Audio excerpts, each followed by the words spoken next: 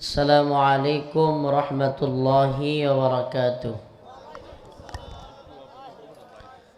إن الحمد لله نحمده ونستعينه ونستغفره ونؤمن به ونتوكل عليه ونعوذ بالله من شرور أنفسنا ومن سيئات أعمالنا. من يهده الله فلا مضل له ومن يضلل فلا هادي له. ونشهد أن لا إله إلا الله وحده لا شريك له. أما بعد فقد قال الله تبارك وتعالى في كلامه المجيد وفرقانه الحميد. أعوذ بالله من الشيطان الرجيم. بسم الله الرحمن الرحيم. ألف لام ميم. أحسب الناس أن يتركوا أن يقولوا آمنا وهم لا يفتنون. ولقد فتنا الذين من قبلهم فليعلمن الله الذين صدقوا وليعلمن الكاذبين. صدق الله مولانا العظيم وصدق رسوله النبي الكريم ونحن على ذلك من الشاهدين والشاكرين والحمد لله رب العالمين. রায়মনি দারুল কোরআন কওমি মাদ্রাসা রায়মনি ত্রিশাল ময়মনসিংহের দস্তারবন্দি উপলক্ষে ৩২তম বার্ষিক ওয়াজ মাহফিলের সম্মানিত উলামায়ে কেরাম, মুরব্বিয়ানে আযম, অতিথিবৃন্দ, প্রিয় মুরব্বিয়ানে আযম, যুবক ভাইরা, স্নেহের ছোট ভাইরা, পর্দানিশীন শ্রদ্ধেয় মা ও বোনেরা, আল্লাহ রব্বুল আলমিনের দরবারে অসংখ্য অগণিত শুকরিয়া যে মহান রব্বুল আলমিন আপনাকে আমাকে কোরআন সুন্নাহ থেকে কিছু কথা বলবার এবং শুনবার তৌফিক দান করেছেন। সেজন্য অন্তরের অন্তঃস্থল থেকে কালিমাতু শুকুর আদায় করে স্বতঃস্ফূর্ত আওয়াজ করে বলি আলহামদুলিল্লাহ। আমি আজকে আপনাদের সামনে মুমিনদের পরীক্ষা, আল্লাহর পক্ষ থেকে মুমিনের উপর পরীক্ষা, এই বিষয় নিয়ে কিছু আলোচনা করব ইনশাআল্লাহ। আসলে আল্লাহ পাক দাপে দাপেই মুমিনকে পরীক্ষা করেন। যারা আল্লাহর বান্দা মুমিন, তাদের ঈমানের অবস্থা অনুযায়ী, ঈমানের হালত অনুযায়ী আল্লাহ পাক তাদেরকে পরীক্ষা করেন। আর্থিক সমস্যা, কারো ঘরে আর্থিক সংকট, এটা একটা পরীক্ষা। কেউ পরিবারের বড় ধরনের অসুস্থ, এটাও একটা পরীক্ষা। কারো নামে মামলা হয়ে গেছে, এটাও তার জন্য একটা পরীক্ষা। কেউ জেলে চলে গেছে, এটাও তার জন্য একটা পরীক্ষা। রিমান্ড হয়েছে, একটা বড় পরীক্ষা। এই দুনিয়ার বাস্তবতায় আল্লাহ পাক অনেক ধরনের পরীক্ষা আমাদেরকে করবেন। এটা এমন না যে আমি তো মুমিন, আমি মুসলমান, কাফেররা ভালো চলতেছে, যে নামাজ পড়ে না সে ভালো চলতেছে, ভালো খাইতেছে, তা আমি নামাজ পড়ি, আমি আলেম মানুষ, কিংবা আমি খারাপ কাজ করি না, তাইলে আমার উপরে কেন পরীক্ষা হবে? বিষয়টা এমন না, বরং বিষয়টা হলো উল্টা। আর দুনিয়া সিজনুল মুমিন ওয়া জান্নাতুল কাফির, যে দুনিয়া বরং উল্টা। যে আল্লাহ রসুল বলছেন যে দুনিয়া হলো কাফেরদের জন্য জান্নাতের সমতুল্য। আর মুমিনদের জন্য জেলখানার মতো। কিসের মতো? মুমিনরা চাইলেই সব কিছু করতে পারে না। এই জেলখানার মানে কিন্তু আবার এটা না যে বাস্তবিকভাবে মুমিন যারা সবাই খালি জেলই থাকবো, বিষয়টা আবার এইভাবে বুঝুন না। যে তাতে এমনিতে একামলে প্রায় 2.5 বছর 3 বছরের মতো থাকছি, আবার গেতাহন লাগবো, তা তো আর উপায় নাই। হাদিসটার ব্যাখ্যা হইল এরকম যে মুমিনের জন্য দুনিয়া জেলখানা মানে কি? জেলখানা মানে হইল মুমিন মন চাইছে, আল্লাহ না করুক, শাহাওয়াত উঠছে, একটা মেয়েরে দিয়ে ভাল লাগছে, হ্যাঁ, মেয়ের সাথে তার থাকতে মন চাচ্ছে কিংবা তার সাথে, কিন্তু সে বেপরদায় যাবে না, সে ওই মেয়েটার সংস্রবে যাবে না এবং কোনো ধরনের কুপ্রস্তাব তাকে দিবে না, কিন্তু তার মনটা কি চাচ্ছে, মনটা কি করতেছে, তাহলে মন চাচ্ছে সে করতে পারতেছে না, এটা এক ধরনের কষ্ট না? এটা একটা জেলখানা। শীতের সকাল, ভোর 6টা, হাইরে তীব্র শীত, 3-4 দিন ধরে বিএনপির ভারপ্রাপ্ত চেয়ারম্যান সাহেব আসার পরের থেকে আর সূর্য ওঠে না। এই যে কঠিন পরিস্থিতি, ফজরের সময় হাইরে হাড় কাঁপানো শীত, উড়া যাইতেছে না, এটা এই বেড়ার দোষ না, উনার দোষ না এটা, কিন্তু আল্লাহর কুদরতে মিলে গেছে। উনি আসার পরের দিন থেকে আর কি হয় না, এবার আজকে আলহামদুলিল্লাহ কিছুটা উঠছে। আমি এগুলা কারো সামনে বলি না, এগুলা ফুটানি পছন্দও করি না। অপু ভাইয়ের দাওয়াতে আমি একদিন গেছিলাম, এগুলো আমি কখনোই বলতে চাই না। পিরাপিরি ভাইয়ের, মিয়া নুরুদ্দিন অপু ভাই, একসাথে শরীয়তপুরে বাড়ি, প্রায় 2 বছর পাশাপাশি রুমে ছিলাম জেলখানায়, একই পাশাপাশি রুমে। তো বাংলাদেশে সবচাইতে বেশি মোহাব্বত করা একজন লোক বিএনপির ভারপ্রাপ্ত চেয়ারম্যান সাহেবের, এটা হইল অপু ভাই। তো অপু ভাই কয়েকদিন বলছে যে আপনি একদিন আসেন, একটু বসের সাথে কথা বলেন, ভাইয়ের সাথে। তো একদিন গেছিলাম, আসর থেকে মাগরিব পর্যন্ত এ আল্লাহর বান্দা, আমি ওপেন বলতেছি, আমি মিডিয়ার সামনে এগুলো বললে সমস্যা কি? এরা হইলো থাম্বনেল দিতে মজা লাগে, এগুলা বলতে চাই না, কখনো আজ পর্যন্ত বলি নাই। উনি দেশে আসার আগে আসর থেকে মাগরিব প্রায় 40 মিনিট রাষ্ট্রের, জাতীয়, আন্তর্জাতিক অনেক বিষয়ে আমি কথা বলছি। 40 মিনিট, 1-2 মিনিট না, কথা বলছেন? এটা আমি কেন বলতেছি যে আমাদের কষ্ট লাগে যখন কিছু লোকের মধ্যে একবার স্থানীয়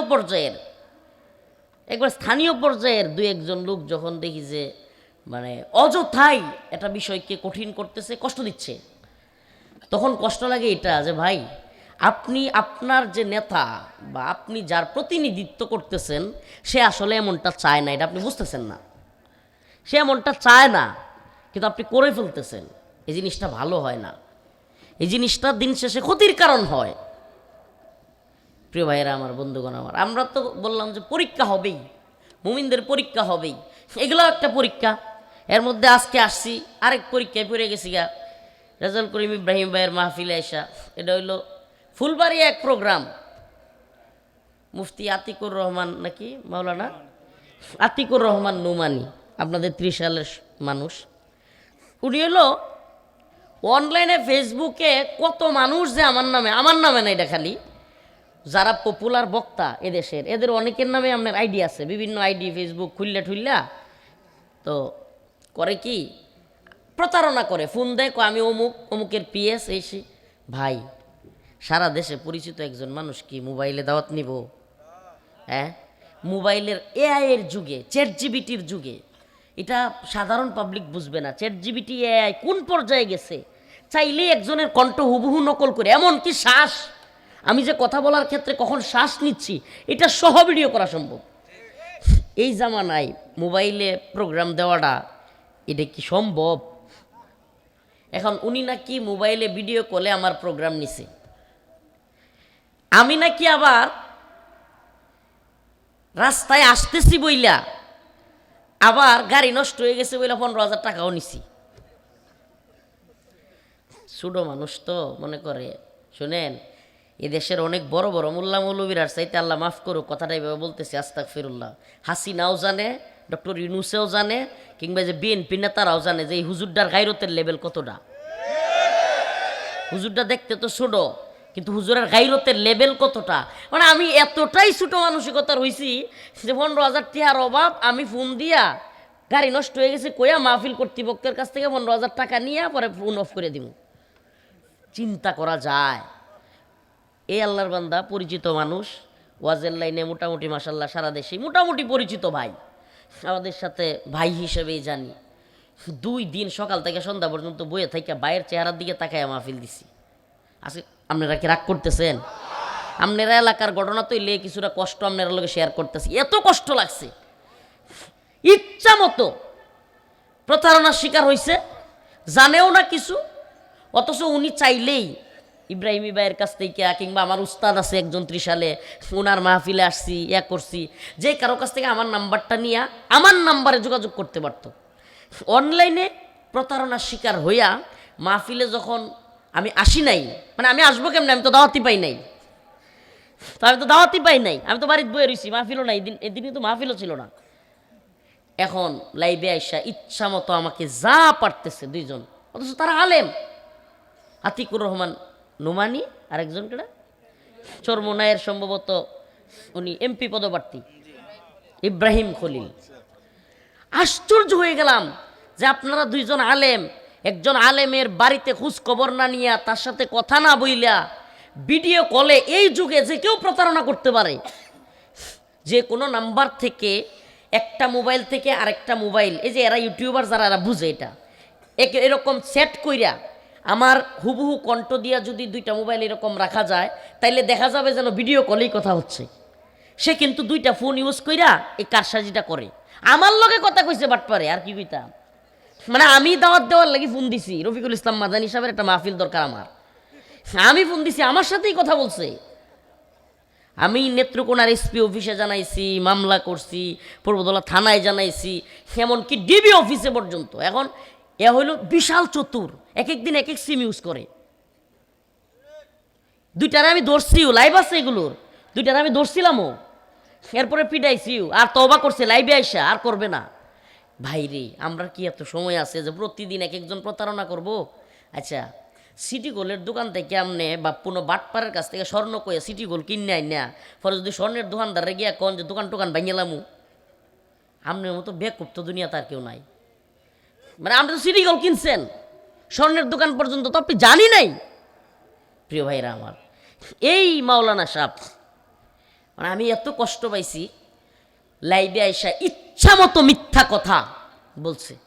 আর 30 সালের মানুষ, আপনারা কেউ যদি ওনার সাথে দেখা হয়, ওনাকে জিজ্ঞেস করবেন, হুজুর মাদানী সাহেব হুজুরের কোন নাম্বারে আপনি কথা বলছিলেন, এই নাম্বারটা দেন, আমরা মাদানী সাহেব হুজুরের নামে যতগুলো সিম আছে সবগুলো পরীক্ষা করব, সহজ চেক করব। কষ্ট পাচ্ছেন আপনারা? কথাগুলো বলতেছি অনেক কষ্টে। আপনারা দেখছেন কি ভাষায় আমাকে, নোংরা ভাষায় কথাগুলো বলা হয়েছে। আমি বাটপার, আমি প্রতারক, আমি চিট, আরও আমি কিছু করতাম না, কিন্তু আজকে আমি ডিসিশন নিছি আমি ওনাদের নামে মামলা করব। কারণ আমি আজকে ওনাদের সামনেই বলি, ওনারা তো জেনারেল মানুষ, ওনারা বলবে হুজুর এগুলো আপনি বলতেছেন, হ্যাঁ কষ্টে বলতেছি। আমাকে, আমি ফেসবুকে পোস্ট করি অন্য একটা বিষয়ে, রাষ্ট্রের হাদি ভাইয়ের বিচারের ইস্যু বা বিভিন্ন বিষয়ে, আওয়ামী লীগের লোকেরা ওখানে, কারণ ওরা তো আমরা দেখতে পারে না, ওখানে গিয়ে কমেন্ট করে হুজুর গাড়ি নষ্ট হওয়ার কথা বলে টাকা নেন, বাটপারি করেন, আর আওয়ামী লীগের বিরোধিতা করেন। আপনি চিন্তা করতে পারতেছেন? মানে ওরা যেহেতু, শুনেন, আমরা যেহেতু আল্লাহ মাফ করুক, আস্তাগফিরুল্লাহ, আমি গুনাহগার, অদম মানুষ, ছোট মানুষ, কিন্তু কোনো আপোষহীনতা, পেট আর পকেটের দান্দাবাজি, বাটপারি, কোনো নেতার তেলবাজি, সামসামি জীবনে করি নাই। এই জন্য কোনোটা কোনো কেলেঙ্কারি পায় না, তো যখন কোনোটা কিছু পায়, ওই আওয়ামী লীগ বাটপারের দলগুলো তখন লাভ দিয়ে ওঠে, চিন্তা করে এই যে পাইছি রে পাইছি, হুজুর তো ভালো লোক না, জাতি জানুক আমাদের নেত্রী ভালো ছিল, হাসিনাই ভালো ছিল, আর জাতি জানুক এই হুজুরগুলো খারাপ ছিল, মানে হেরা রইল এটা একটা স্বার্থ হাসিলের মাধ্যম। তো এই লোকগুলোকে কথা বলার সুযোগ করে দিয়েছেন আপনি, আতিকুর রহমান নোমানী। এই আওয়ামী লীগের লোক কিংবা আমাদেরকে যারা দেখতে পারে না, এই সমস্ত লোকগুলোর কাছে আপনি একটা হাদিয়া পাঠাইছেন, এই ভিডিওতে প্রতারণার কথা বলে আপনি একজন পরিচিত আলেম হইয়া একবারের জন্য এ আল্লাহর বান্দা, আমি লাইভে এসে বলছি যে উনি পারলে ওই নাম্বারটা দিয়ে প্রমাণ করুক, অথবা আমার নামে মামলা করুক যদি আমি প্রতারণা করে থাকি। কথার কথা, উনি একটা বারের জন্য ফেসবুকে এতটুকু লিখতে পারলো না যে আসলে আমরা এক প্রতারণার শিকার হয়েছি, প্রতারক আমাদের সাথে প্রতারণা করছে, আমরা হুজুরের সাথে যোগাযোগ করতে পারি নাই, এখানে হুজুরের কোনো দায় নাই। এতটুকু বললে কিন্তু উনারাও বেঁচে যেত গা, আমারও যে বেইজ্জতিটা করছে এটা থেকে কি হয়ে যেত। সম্মানিত মুসল্লিয়ানে কেরাম, আপনারা কি ভুল বুঝতেছেন, কষ্ট নিচ্ছেন? এতটুকু করলে ওই মাহফিলে ওই দিন মারামারির পর্যায়ে, স্টেজ ভাঙ্গার পর্যায়ে হাজার হাজার মানুষ এত ক্ষিপ্ত হয়েছে। পরে আমি লাইভের ভিডিওগুলো দেখছি, অথচ আমার ওই দিন মাহফিলই ছিল না। আপনারা আমি তো কইলে আবার সমস্যা, কালকেই দৌড়িয়া দেখা যাবো যাবো গা মাহফিলের লাগি। আমার হুমানের দিন মাহফিল নাই। আলহামদুলিল্লাহ, আল্লাহর বান্দা আমি অদম, প্রতিদিন লাখ টিয়া 1.5 লাখ টিয়াও মাহফিলও হাদিয়া দেয়। গেলেই একটা দুইটা প্রোগ্রাম থেকে লাখ 1.5 লাখ টিয়া এমনি দেয়, সাউন্ড লাগে না, বাজেট না, এনি টোটাল একজন পার্সন বাংলাদেশে বলতে পারবে না যে মাদানী সাহেব আমার বলছে যে 1 লাখ টিয়া না দিলে মাহফিলে যাইতাম না। এরকম লুকই আমরা না, এমনি মানুষ দেয়। তারপরেও গতকালকেও মাহফিল ছিল না, আগামীকালকেও মাহফিল নাই, আরও যে কত খালি। আমি মাহফিলই রাখি না, একেবারে কম প্রোগ্রাম করি। আমি মূল আলোচনায় যাওয়ার আগে আমার আয়াতের আলোচনায় এই পরীক্ষাগুলো বলছি। এটা যে আমার জন্য কি পরীক্ষা, বিশ্বাস করেন আমার মানে জেলে যাওয়াটাও মনে হয় এতটা কষ্ট হয়েছে না। এই হুজুররা লাইভে আইসা আমার সাথে না যাই না, ইচ্ছা মতো আমার প্রতারক বাটপার বলাটা, মানে আলেম, আপনি পরিচিত আলেম, আপনি কি করে আরেকজন আলেমের নামে প্রতারক বাটপার বললেন? আপনার কি একটু বিবেকে ধরল না যে সে তো আমার ভাই, আমি তার সাথে একটু যাই না নেই, পরে ইচ্ছা মতো বলি? এটা করে নাই। আমার উপর কি এটা জুলুম হইছে না? বলেন, জুলুম হইছে না? এই জুলুমটা করছে ইব্রাহিম খলিল নামের এক এই লোক, ফুলবাড়িয়ার চরমুনায়ের আতপাকার পদপ্রার্থী। আরেকজন হইল ত্রিশালের, নাম কি? হ্যাঁ, আপনারা এটা জানিয়ারা হইছে, আপনার কাছে বিচার দিলাম, আল্লাহর কাছে দিলাম আর আপনার কাছে দিলাম যে এই যে জুলুমটা আমার উপরে করলো, একবারের জন্য ফেসবুকে বললো না, সারা দেশে না এত ভিউ হইছে বিষয়টা। কারণ কি জানেন, সাদা কাপড়ও কালি লাগলে দাগ পড়লে কিন্তু দূরাত্তে দেখা যায়। কথা বুঝুন না? রাজনৈতিক কোনো নেতা কিংবা এলাকার কোনো মনে করেন যারা কিনা একটু গুন্ডামি সুন্ডামি করে, এরা কিন্তু একটা কিছু কইরালেও কেউ কিছু কয় না, কয় এরা তো এগুলো করেই। কথা কই না কেরে? কিন্তু সারা দেশে পরিচিত একজন হুজুর, এবং শুধু আল্লাহ মাফ করুক, শুধু হুজুর না, যারা যে কোনো আন্দোলনে সবার আগে ঝাঁপাইয়া পড়ে, বুঝেন নাই?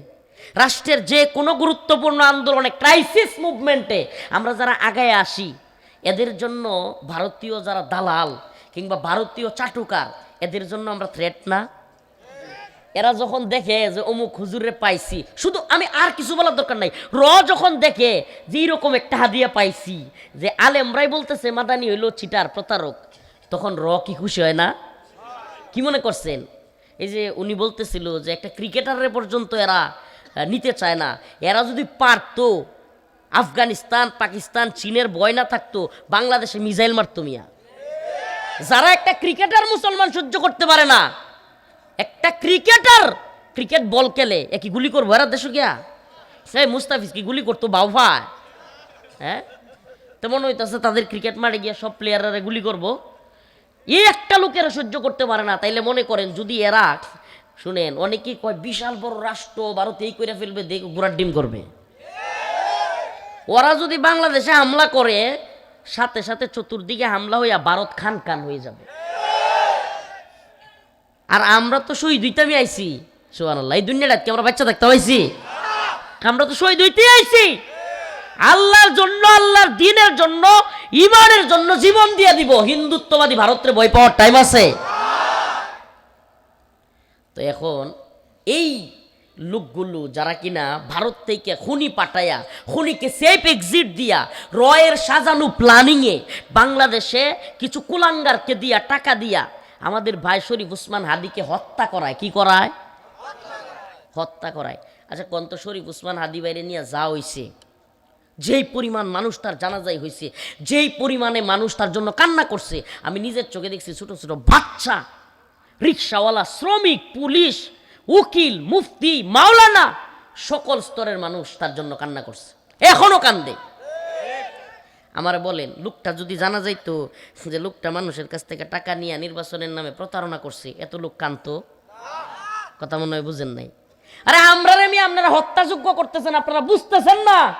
আরেকদিন আমাদেরকেও শুট করবে, এ জাতি মনে করবে দূর ওই লোক তো মাহফিলের নামে টিয়া লয়ে প্রতারণা করে, দূর মরছে ভালো হইছে। হত্যাযোগ্য করতেছেন আপনারা, আপনারা বুঝতেছেন না। মনে করেন আপনাদের এই নেতা ওই ডাক্তার মানুষ, হ্যাঁ, উনি যদি এমন কোনো আল্লাহ না করুক খারাপ কাজের প্রচারণা হয় এলাকায়, আল্লাহ না করুক, তাইলে উনার জন্য কিন্তু পরবর্তী সময়টা কঠিন হয়ে যাবে। এমনকি শত্রুপক্ষ যদি ওনারা ঘায়েল করে, সাধারণ মানুষের মধ্যে ওই প্রতিক্রিয়া হবে না যেটা এখন হবে। কেন কেন কারণ মানুষের মধ্যে মেসেজ যাবে খারাপ।